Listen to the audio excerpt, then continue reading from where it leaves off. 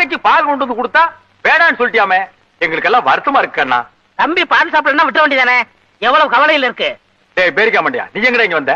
தம்பி பால் சாப்பிடணும்னு சொன்னாங்க வந்தேன். வேணான்னு சொன்னா எடுத்து குடிச்சிட்டு போலான்னு வந்தியா? உப்புன வரைக்கும் போதும்டா. நிறுத்துங்கண்ணே, இது கள்ளங்கவடம் இல்லாம வளர்ந்த உடம்பு, எதையும் தாங்க. உங்கள மாதிரியாவா சூதுவாது புடிச்சுக்கிட்டு. இங்க வா. இத ரொம்ப வருஷமா ரொம்ப பையன் சொல்லிட்டு இருக்கிறான். ஒல்லியா இருக்கிறவன் எல்லாம் சூதுவாது உள்ளவன், குண்டா இருக்கிறவன் எல்லாம் கள்ளங்கவடம் இல்லாதவன். எனக்கு தெரிஞ்சாகன்னு சொல்லு. நானா சொன்னேன்? இது பழைய பழமொழி. பழமொழி ஏன்டா சொல்றீங்க நாயங்களா? நாடா இன்னும் திருந்துறியாடா? புதுசா ஏதாவது சொல்லுங்கடா, எங்க உயிரை எடுக்காதீங்கடா. வச்சிருந்தா கொடுங்க. வச்சிருந்தா கொடுங்களா? அனாவசியம் பேசாத. பிச்சு போடுவோம் பிச்சு. உங்க சண்டைக்கு இது வேடா, வெளியே போய் போடுங்க போங்க. போடா நாதஸ் போடா. தம்பி, உன்ன மாதிரி ஆட்டக்காரங்களுக்கு உடம்புதான் கண்ணா முக்கியம். நீ ஆடினாத்தான் நாங்க அடிக்க முடியும், நாங்க அடிச்சாத்தான் நீ ஆட முடியும். Download ShareChat.